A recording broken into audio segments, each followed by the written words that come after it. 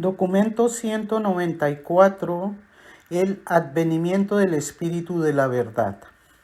Aproximadamente a la 1, mientras estaban unos 150 creyentes orando, se apercibieron de una extraña presencia en el cuarto. Al mismo tiempo, estos discípulos tuvieron conciencia de una sensación nueva y profunda de felicidad, seguridad y confianza espirituales. Esta nueva conciencia de fuerza espiritual fue seguida inmediatamente por un fuerte impulso a salir y proclamar públicamente el Evangelio del Reino y la buena nueva de que Jesús había resucitado de entre los muertos. Abro paréntesis. Esta parte la podemos encontrar en la Biblia en Hechos de los Apóstoles, capítulo 2, del 1 al 12. Cierro paréntesis. Pedro se puso de pie y declaró que este debía ser el advenimiento del Espíritu de la verdad que el Maestro les había prometido, y propuso que fueran al templo y empezar la proclamación que les había sido encomendada de la buena nueva. Y ellos hicieron lo que Pedro sugería. Estos hombres habían sido entrenados e instruidos para que predicaran el Evangelio de la paternidad de Dios y la filiación del hombre. Pero en ese preciso momento de éxtasis espiritual y triunfo personal, lo que ellos consideraron la noticia más importante, la mejor nueva, era el hecho del Maestro resucitado. Así pues, salieron dotados del poder de lo alto, predicando buenas nuevas al pueblo, incluso la salvación a través de Jesús. Pero inintencionalmente cayeron en el error de sustituir alguno de los hechos relacionados con el Evangelio por el mensaje mismo del Evangelio. Pedro sin querer inició este error, y otros lo siguieron hasta llegar a Pablo, quien creó una nueva religión basada en la nueva versión de la buena noticia.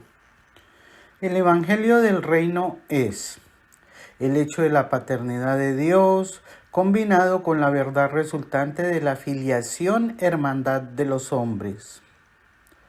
El cristianismo, tal como se desarrolló de ese día en adelante, es el hecho de Dios como Padre del Señor Jesucristo en asociación con la experiencia de la comunidad creyente con el Cristo resucitado y glorificado.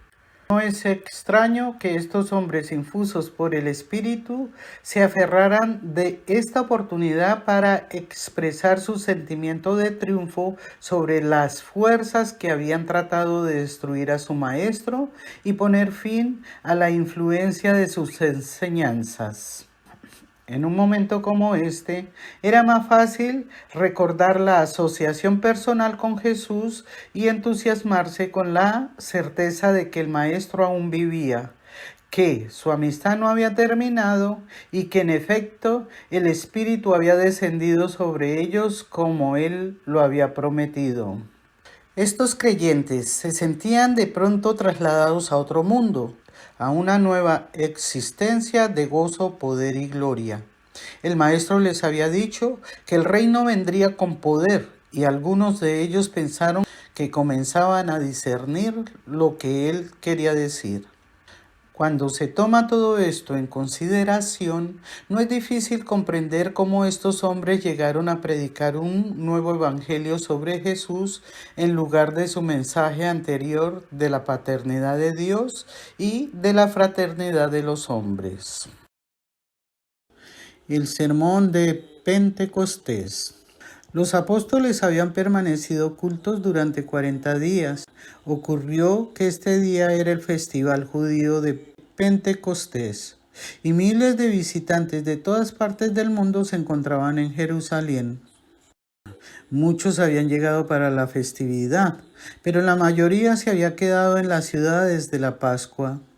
Ahora estos aterrados apóstoles emergieron de sus semanas de reclusión, apareciendo audazmente en el templo en el que comenzaron a predicar el nuevo mensaje de un Mesías resucitado. Y asimismo todos los discípulos tenían coincidencia de haber recibido una nueva dote espiritual de discernimiento y poder. Era aproximadamente las 2 cuando Pedro se puso de pie en el mismo lugar en que su maestro había enseñado por última vez en el templo, y pronunciando ese llamado apasionado que resultó en la ganancia para el reino de más de 2000 almas. El maestro ya no estaba, pero de pronto ellos descubrieron que el relato sobre él ejercía gran poder sobre el pueblo. No es de extrañar que fueron llevados a la proclamación ulterior de lo que reivindicaba su previa devoción a Jesús y al mismo tiempo tan fuertemente instaba a los hombres a creer en él. 6 de los apóstoles participaron en esta reunión: Pedro, Andrés, Santiago, Juan, Felipe y Mateo.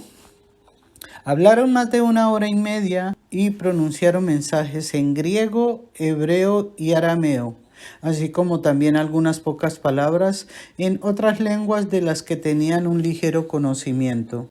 Los líderes de los judíos estaban estupefactos frente a la audacia de los apóstoles, pero tuvieron miedo de importunarlos debido al gran número de gente que creía en este relato. Para las 4:30, más de 2000 nuevos creyentes siguieron a los apóstoles hasta el estanque de Siloé, donde Pedro, Andrés, Santiago y Juan los bautizaron en nombre del Maestro.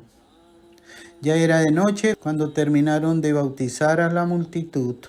Pentecostés era el gran festival del bautismo, la época en la que se aceptaban como miembros a los prosélitos de la puerta, aquellos gentiles que deseaban servir a Yahvé.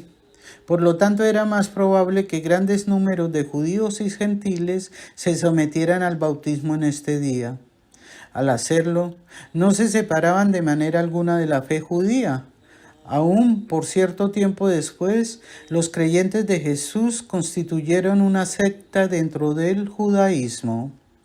Todos ellos, incluyendo los apóstoles, seguían siendo leales a los requisitos sustanciales del sistema ceremonial judío. Abro paréntesis. Recuerden que el estanque de Siloé es a donde Jesús mandó a Josías a que se lavara los ojos, después de que con saliva untó barro y se lo puso en los ojos. Así es que este Josías es el que era ciego de nacimiento. Por eso no hay que confundirlo con Bartimeo, quien es relatado en Marcos 10, versículos 46 al 50. Además, Bartimeo fue curado por su fe y Josías recobró la vista al lavarse los ojos en el estanque de Siloé. Cierro paréntesis. El significado de Pentecostés. Jesús vivió en la tierra y enseñó un evangelio que redimía al hombre de la superstición de que él era hijo del mal y lo elevaba a la dignidad de ser hijo de Dios por la fe. El mensaje de Jesús, tal como él lo predicó y lo vivió en su época, fue una solución eficaz a las dificultades espirituales del hombre en la época en que se lo propuso. Y ahora, puesto que Él como persona se ha ido del mundo, envía en su lugar a este Espíritu de la verdad, destinado a vivir en el hombre, y para que cada nueva generación formular de nuevo el mensaje de Jesús, para que cada nuevo grupo de mortales que aparezca sobre la superficie de la tierra tenga una versión nueva y actualizada del Evangelio, un esclarecimiento personal y una guía colectiva que sea una solución eficaz a las siempre cambiantes y variadas dificultades espirituales del hombre. La primera misión de este espíritu es, por supuesto, fomentar y personalizar la verdad, puesto que la comprensión de la verdad es lo que constituye la forma más elevada de libertad humana. En segundo lugar, es propósito de este espíritu destruir la sensación de orfandad del creyente. Siendo que Jesús estuvo entre los hombres, todos los creyentes experimentarían una sensación de soledad de no ser por el advenimiento del Espíritu de la verdad, destinado a morar en el corazón de los hombres. Este otorgamiento del Espíritu del Hijo preparó eficazmente la mente de todos los hombres normales para que otorgamiento universal subsiguiente del Espíritu del Padre, el ajustador, entre paréntesis, sobre toda la humanidad. En cierto sentido, este Espíritu de la verdad es el Espíritu tanto del Padre universal como del Hijo Creador. No cometas el error de esperar que tendrás intelectualmente una poderosa conciencia del Espíritu de la verdad derramado. El Espíritu no crea nunca una conciencia de sí mismo, sino tan solo una conciencia de Micael, el Hijo. Desde el principio, Jesús enseñó que el Espíritu no hablaría de sí mismo. La prueba, por lo tanto, de tu asociación con el Espíritu de la verdad no se puede encontrar en tu conciencia de ese Espíritu, sino más bien en tu experiencia de una asociación enaltecida con Micael. El Espíritu también vino para ayudar a los hombres a recordar y comprender las palabras del Maestro, así como también para iluminar y volver a interpretar su vida en la tierra. También el Espíritu de la verdad vino para ayudar al creyente a atestiguar las realidades de las enseñanzas de Jesús y de su vida tal como la vivió en la carne. Y tal como Él ahora nuevamente la vive otra vez en cada creyente de cada generación de hijos de Dios llenados del Espíritu. Así pues, es evidente que el Espíritu de la verdad viene en realidad para conducir a todos los creyentes a toda la verdad, al conocimiento cada vez más amplio de la experiencia de la conciencia espiritual viva y creciente de la realidad de la filiación con Dios eterna y ascendente. Jesús vive una vida que es una revelación del hombre sometido a la voluntad del Padre, no un ejemplo que cada hombre deba intentar seguir al pie de la letra. Su vida en la carne, juntamente con su muerte en la cruz y subsiguiente resurrección, terminaron por transformarse en un nuevo evangelio del rescate pagado como precio para liberar al hombre de las garras del maldad, de la condenación de un Dios ofendido. Sin embargo, aunque el Evangelio fue grandemente distorsionado, sigue siendo un hecho de que este nuevo mensaje sobre Jesús conlleva muchas de las verdades y enseñanzas fundamentales de su previo Evangelio del Reino. Tarde o temprano, estas verdades ocultas de la paternidad de Dios y la hermandad de los hombres emergerán para transformar eficazmente las civilizaciones de la humanidad entera. Pero estos errores del intelecto no interfirieron de modo alguno con el gran progreso del creyente en crecimiento espiritual.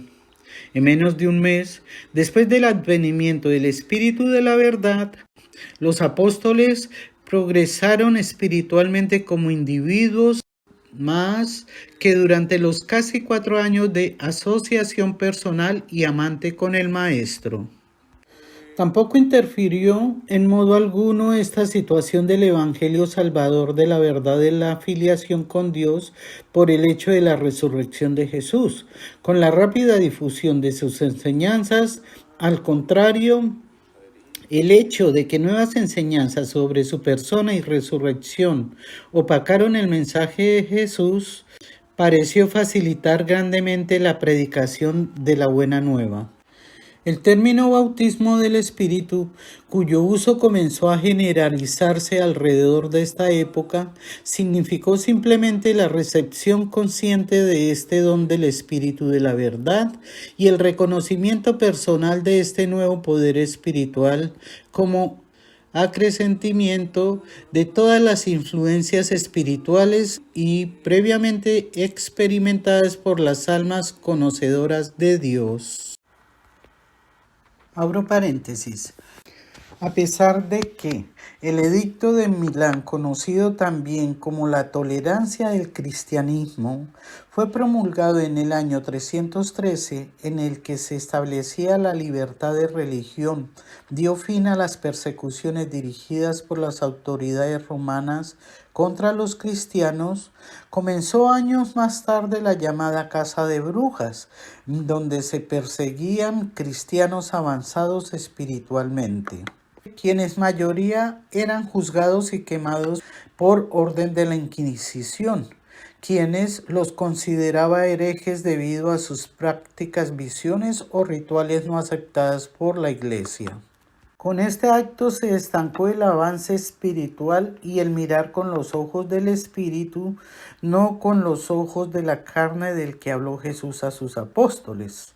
La Inquisición, sin saberlo, dio comienzo al estancamiento religioso que aún se vive y bloqueó en cierto modo el auge de una religión avanzada que académicos inclinados a la astronomía investigaban científicamente.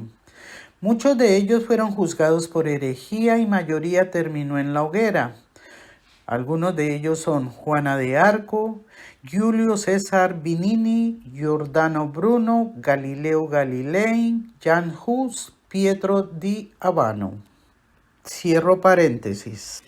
A partir del envío del Espíritu de la verdad, el hombre está sujeto a la enseñanza y guía de una triple dote espiritual: el Espíritu del Padre, el ajustador del pensamiento, el Espíritu del Hijo, el Espíritu de la verdad, el Espíritu del Espíritu y el Espíritu Santo. En cierto modo, la humanidad está sujeta a la doble influencia del llamado séptuple de las influencias espirituales del universo. Las primeras razas evolucionarias de los mortales están sometidas al contacto progresivo de los 7 espíritus ayudantes de la mente del espíritu materno del universo local. A medida que el hombre progresa hacia arriba en la escala de la inteligencia y de la percepción espiritual, ulteriormente llegan a él y mejoran en él las 7 influencias de los espíritus superiores. Y estos 7 espíritus de los mundos en avance son: primero, el espíritu otorgado por el Padre Universal, o sea, los ajustadores del pensamiento. Segundo, la presencia espiritual del Hijo Eterno, la gravedad espiritual del universo y de los universos, y el canal certero de toda comunión espiritual. Tercero, la presencia espiritual del Espíritu Infinito, el Espíritu Mente Universal de toda la creación, la fuente espiritual del parentesco intelectual de todas las inteligencias progresivas. Cuarto, el Espíritu del Padre Universal y del Hijo Creador, el Espíritu de la verdad, generalmente considerado el Espíritu del Hijo del Universo. Quinto, el Espíritu del Espíritu Infinito y del Espíritu Materno del Universo. El Espíritu Santo, generalmente considerado el Espíritu del Universo. Sexto, el Espíritu de la mente del Espíritu Materno del Universo. Los 7 espíritus ayudantes de la mente en el universo local. Séptimo, el Espíritu del Padre, los hijos y los espíritus. El espíritu de nuevo nombre de los mortales ascendentes de los reinos después de la fusión del alma mortal nacida del espíritu con el ajustador del pensamiento del paraíso y después del subsiguiente alcance de la divinidad y la glorificación del estado cuerpo de finalistas del paraíso. Así pues, el don del espíritu de la verdad trajo al mundo y a sus pobladores el último de los dones espirituales, cuyo propósito es ayudar a la búsqueda ascendente de Dios. Lo que ocurrió en Pentecostés. Muchas enseñanzas extrañas y raras se asociaron con las primeras narrativas del día de Pentecostés. En épocas subsiguientes los sucesos de este día, en el cual vino el Espíritu de la verdad, el nuevo Maestro a morar con la humanidad, se han confundido con explosiones necias de emocionalismo exagerado. La misión principal de este Espíritu derramado del Padre y del Hijo consiste en enseñar a los hombres las verdades del amor del Padre y de la misericordia del Hijo. Estas son las verdades de la divinidad que los hombres pueden comprender más plenamente que todos los demás rasgos divinos de carácter. El Espíritu de la verdad se ocupa principalmente de la revelación de la naturaleza espiritual del Padre y del carácter moral del Hijo, el Hijo Creador. En la carne reveló Dios a los hombres. El Espíritu de la verdad en el corazón revela el Hijo Creador a los hombres. Cuando el hombre rinde los frutos del Espíritu en su vida, simplemente exhibe los rasgos que el Maestro manifestó en su vida terrenal. Cuando Jesús estuvo en la tierra, vivió su vida como una personalidad, Jesús de Nazaret. Como espíritu residente del nuevo Maestro, el Maestro desde Pentecostés ha podido vivir su vida nuevamente en la experiencia de cada creyente enseñado por la verdad. Muchas cosas que pasan en el curso de la vida humana son difíciles de comprender, difíciles de reconciliar con la idea de que este es un universo en el cual prevalece la verdad y la rectitud triunfa. Muy frecuentemente parecería que prevaleciesen el insulto, las mentiras, la deshonestidad y la falta de rectitud, el pecado. ¿Triunfa realmente por fin la fe sobre el mal, sobre el pecado y sobre la inequidad? Sí, la vida y la muerte de Jesús son prueba eterna de que la verdad de la bondad y la fe de la criatura conducida por el Espíritu serán siempre reivindicadas. Se mofaron de Jesús en la cruz diciendo, veamos si viene Dios y lo libera. El día de la crucifixión estuvo oscuro, pero la mañana de la resurrección fue gloriosamente luminosa. El día de Pentecostés fue aún más luminoso y lleno de júbilo. Las religiones de la desesperación pesimista anhelan librarse de las cargas de la vida, ansían la extinción en un sueño y un reposo sin fin. Estas son las religiones de los temores y terrores primitivos. La religión de Jesús es un nuevo evangelio de fe que ha de ser proclamado a la humanidad forcejeante.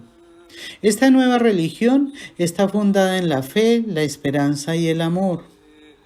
La vida mortal golpeó a Jesús con dureza, crueldad y amargura, pero este hombre enfrentó estas suministraciones de desesperación con fe, coraje y la determinación inamovible de hacer la voluntad del Padre. Jesús aceptó el desafío de la vida en su realidad más terrible y la conquistó, aún en la muerte. Él no hizo la religión como liberación de la vida. La religión de Jesús no busca escapar de esta vida para disfrutar de la felicidad que aguarda en otra existencia. La religión de Jesús proporciona la felicidad y la paz de otra existencia espiritual para elevar y ennoblecer la vida de los hombres que viven ahora en la carne. Si la religión es el opio del pueblo, no es la religión de Jesús. En la cruz Él se negó a beber la droga adormecedora, y su espíritu derramado sobre toda la carne es una poderosa influencia mundial que conduce al hombre hacia las alturas y lo impulsa hacia adelante. El impulso espiritual hacia adelante es la más poderosa fuerza que existe en el mundo. El creyente que aprende la verdad es la verdadera alma progresiva y agresiva en la tierra. El día de Pentecostés, la religión de Jesús rompió todas las restricciones nacionales y las cadenas raciales. Es para siempre verdad que, donde se encuentra el Espíritu del Señor, se encuentra la libertad. En este día, el Espíritu de la verdad se tornó el don personal del Maestro para cada mortal.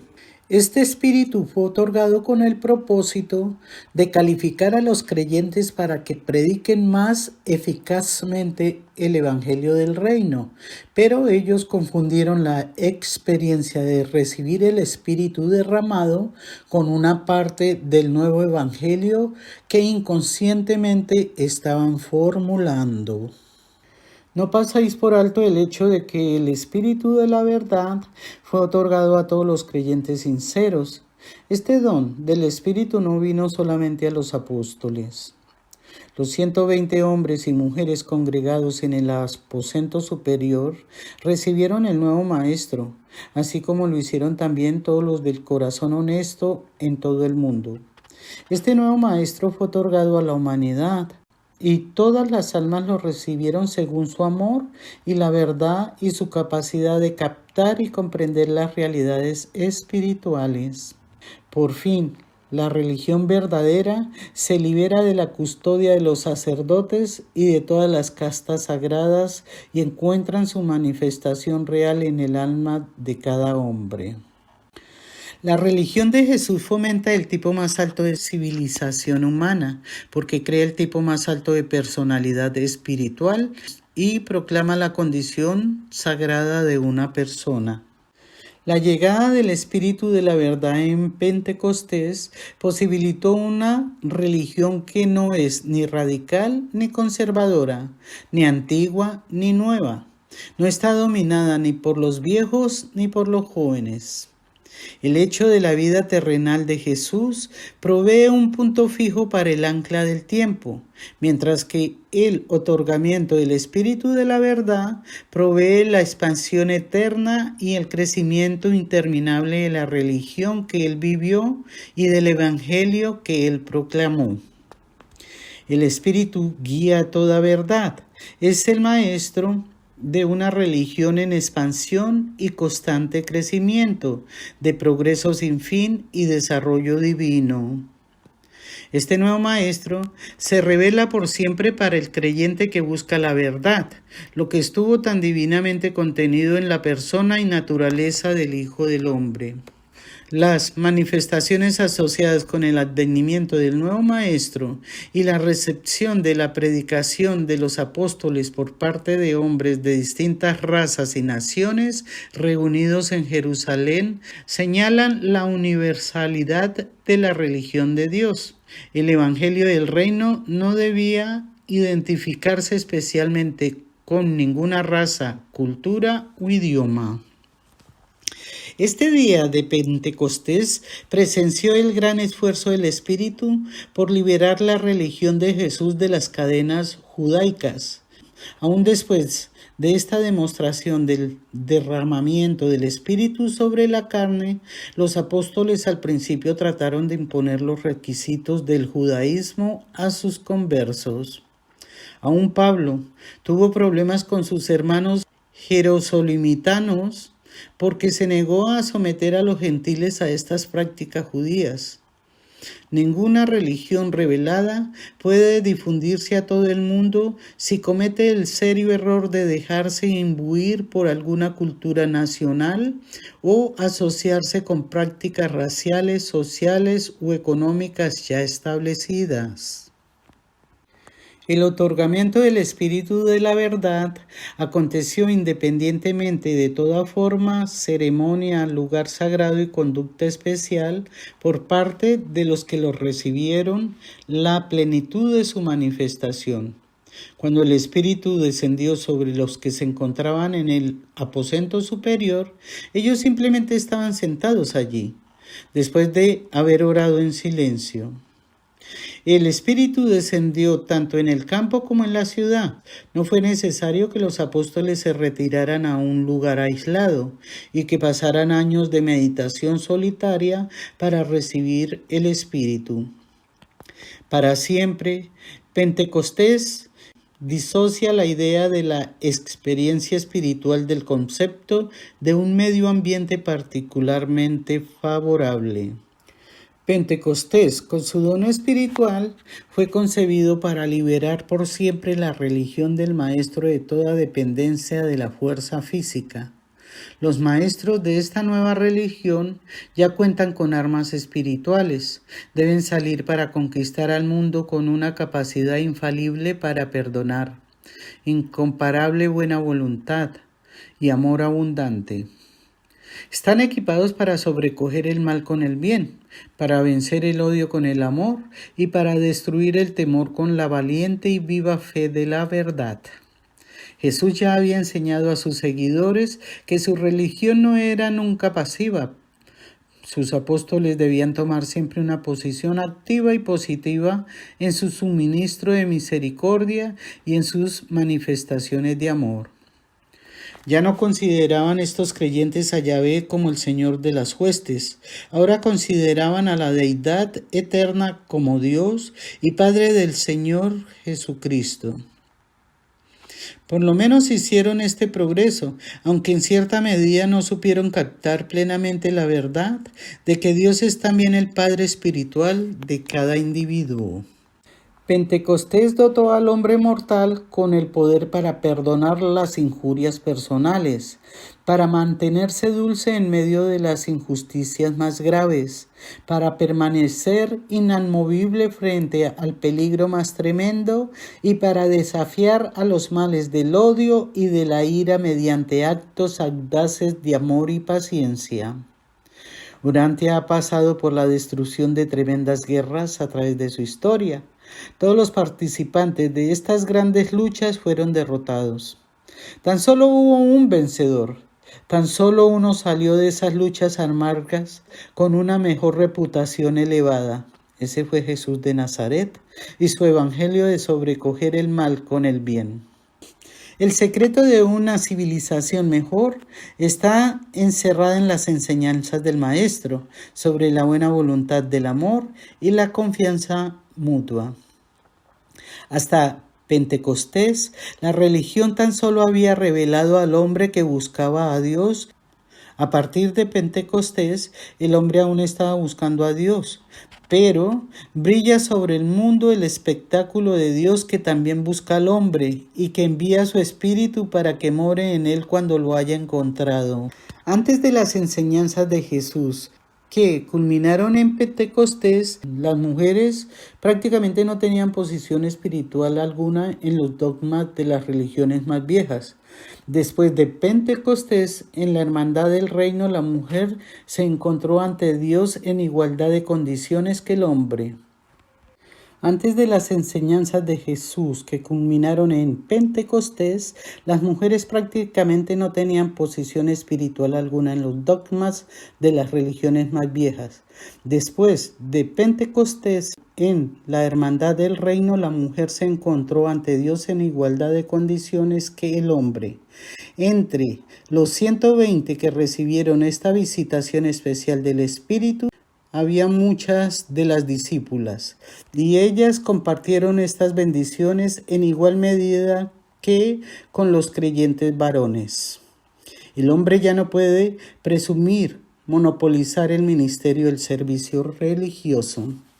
El fariseo podrá seguir agradeciendo a Dios el no haber nacido ni mujer, ni leproso, ni gentil. Pero entre los seguidores de Jesús, la mujer ha sido emancipada para siempre de toda discriminación religiosa basada en el sexo.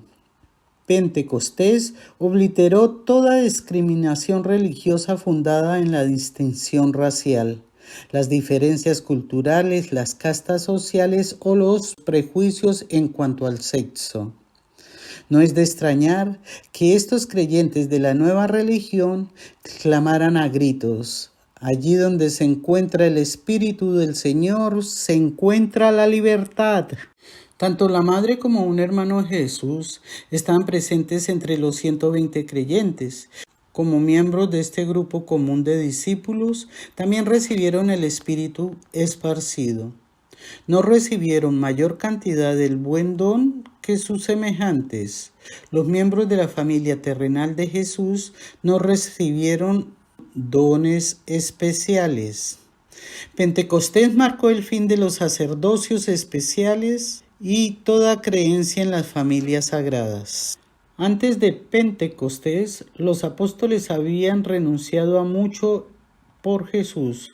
Habían sacrificado sus hogares, familias, amigos, bienes mundanos y posición. En Pentecostés se entregaron a Dios y el Padre y el Hijo respondieron entregándose al hombre, enviando sus espíritus para que moraran en el hombre. Esta experiencia de perder el yo y encontrar el espíritu no fue una experiencia emocional, fue un acto de autoentrega inteligente y consagración sin reservas. Pentecostés fue el llamado a la unidad espiritual entre los creyentes del Evangelio. Cuando el Espíritu descendió sobre los discípulos en Jerusalén, lo mismo sucedió en Filadelfia, en Alejandría y en todos los demás lugares donde vivían creyentes sinceros. Fue literalmente cierto que había un solo corazón y una sola alma en la multitud de los creyentes. La religión de Jesús es la influencia unificadora más poderosa que el mundo haya conocido jamás. Pentecostés tuvo el propósito de aminorar la presunción de individuos, grupos, naciones y razas. Este espíritu de presunción es lo que tanto aumenta las tensiones que periódicamente estallan en guerras destructivas. La humanidad tan solo puede unificarse mediante el enfoque espiritual y el espíritu de la verdad es una influencia mundial que influye uniformemente.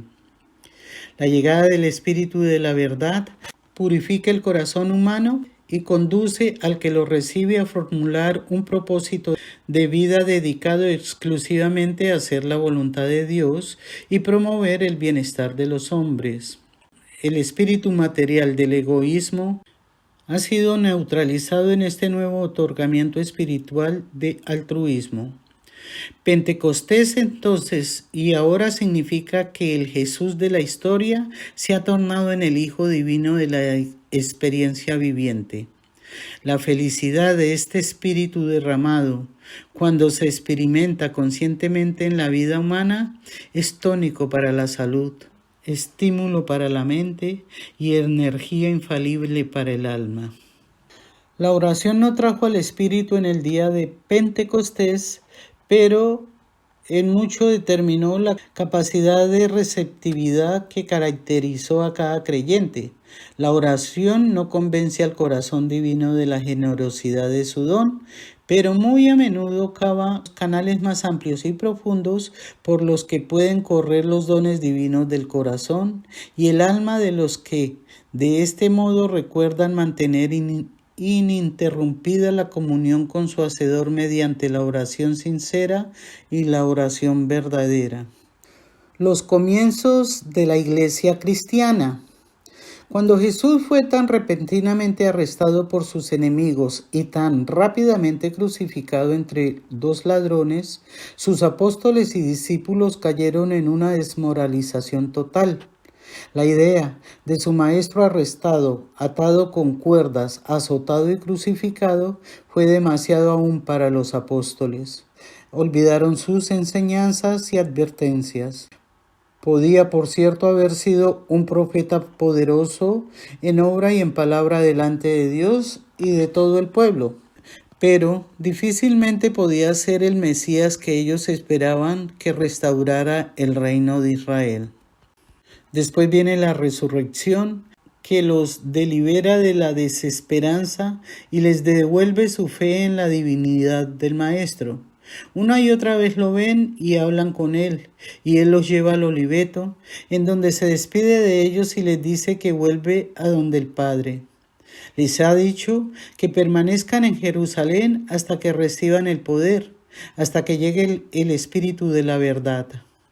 Y el día de Pentecostés llega este nuevo maestro, y ellos salen inmediatamente a predicar su evangelio con nuevo poder. Son los audaces y valientes seguidores de un Señor vivo, no de un líder muerto y derrotado. El maestro vive en el corazón de esos evangelistas. Dios no es una doctrina en su mente, ha llegado a ser una presencia viva en su alma. Y perseverando unánimes cada día en el templo y partiendo el pan en las casas, comían juntos con alegría y sencillez de corazón, alabando a Dios y teniendo favor con todo el pueblo. Todos fueron llenos del Espíritu y hablaban con denuedo la palabra de Dios. Las multitudes de los que creyeron estaban de un corazón y un alma, y ninguno decía ser suyo nada de lo que poseía, sino que tenían todas las cosas en común. ¿Qué les ha ocurrido a estos hombres a quienes Jesús ordenó para que salieran a predicar el Evangelio del Reino, la paternidad de Dios y la hermandad del hombre? Poseen un nuevo Evangelio, arden con una nueva experiencia, están llenos de una nueva energía espiritual. Su mensaje repentinamente ha pasado a la proclamación del Cristo resucitado, Jesús Nazareno, un varón quien Dios aprobó por obras poderosas y prodigios, a él entregado por el determinado consejo y anticipado conocimiento de Dios, crucificasteis y matasteis. Dios ha cumplido así lo que había antes anunciado por boca de todos sus profetas. A este Jesús resucitó Dios. Dios lo ha hecho tanto Señor como Cristo. Exaltado a la diestra de Dios, habiendo recibido del Padre la promesa del Espíritu, ha derramado esto que vosotros veis y oís. Arrepentíos para que sean borrados vuestros pecados, para que el Padre envíe a Cristo que os fue antes anunciado, incluso a Jesús, a quien el cielo ha de recibir hasta los tiempos de la resurrección de todas las cosas.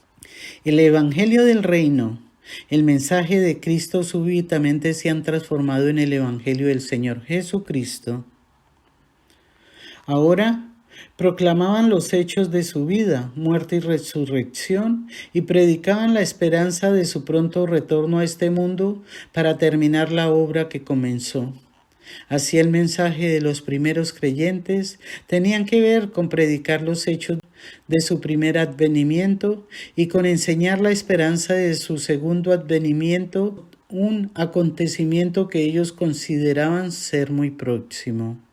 Cristo está a punto de volverse el credo de la Iglesia en rápida formación. Jesús vive, Él murió por los hombres, Él dio el Espíritu, Él regresará de nuevo. Jesús colmaba todos sus pensamientos y determinaba todo su nuevo concepto de Dios y de todos los demás. Estaban demasiado entusiasmados con la nueva doctrina que Dios es el Padre del Señor Jesús para preocuparse por el antiguo mensaje de que Dios es el Padre amante de todos los hombres, aún de cada persona.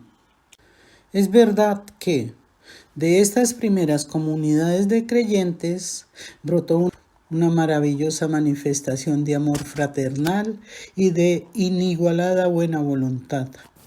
Pero fue una asociación de creyentes en Jesús, no una asociación de hermanos en la familia del reino del Padre en el cielo. Su buena voluntad brotaba del amor nacido del concepto del auto-otorgamiento de Jesús y no del reconocimiento de la hermandad de los hombres mortales. Sin embargo, estaban llenos de gozo y vivieron vidas tan nuevas y singulares que todos los hombres fueron atraídos a sus enseñanzas sobre Jesús. Cometieron el gran error de usar el comentario vivo e ilustrativo del Evangelio del Reino para ese Evangelio, pero aún eso representó la religión más magnífica que la humanidad haya conocido jamás. Sin lugar a dudas, una nueva comunidad surgía en el mundo. La multitud creyente perseveraba en la enseñanza de los apóstoles y en la comunión unos con otros, en el partimiento del pan y en las oraciones. Se llamaban unos a otros hermanos y hermanas. Se estaban saludando con un beso sagrado. Ministraban a los pobres. Era una comunidad de vida así como de adoración. No eran comunales por decreto, sino por el deseo de compartir sus bienes con sus concreyentes. Esperaban con confianza el retorno de Jesús para que contemplara el establecimiento del reino del Padre durante su generación. Esta manera de compartir espontáneamente los bienes materiales no fue una característica directa de las enseñanzas de Jesús. Ocurrió porque estos hombres y mujeres tan sincera y confiadamente creían que Él volvería en cualquier momento para terminar su obra y consumar el reino. Pero los resultados finales de este bien intencionado experimento de irreflexivo amor fraternal fueron desastrosos y trajeron mucha congoja. Miles de creyentes sinceros vendieron sus propiedades y dispusieron de todos sus bienes capitales y otros bienes productivos. Con el pasar del tiempo, los recursos menguantes del sistema cristiano de compartir por igual se acabaron, pero el mundo no. Muy pronto los creyentes de Antioquía hicieron una colecta para que los creyentes de Jerusalén no se murieran de hambre. En esos días celebraban la cena del Señor en la forma que fue establecida, o sea que se reunían socialmente para compartir una comida de buen compañerismo y compartían el sacramento al final de la comida. Al principio bautizaron en nombre de Jesús. Pasaron casi 20 años de que empezaran a bautizar en el nombre del Padre, del Hijo y del Espíritu Santo. El bautismo era el único requisito para ser admitido a la sociedad de creyentes. Aún no tenían una organización, eran simplemente la hermandad de Jesús. Esta secta de Jesús crecía rápidamente y nuevamente los saduceos comenzaron a preocuparse. Los fariseos poco se molestaron por esta situación, ya que ninguna de las enseñanzas interfería de manera alguna con la observancia de las leyes judías. Pero los saduceos comenzaban a encarcelar a los líderes de la secta de Jesús hasta ser convencidos por el consejo de uno de los rabinos principales, Gamaliel, quien les aconsejó: apartaos de estos hombres y dejadlos, porque si este consejo o esta obra es de los hombres, se derribará, mas si es de Dios, no los podréis derribar, no sea que seáis hallados luchando contra Dios.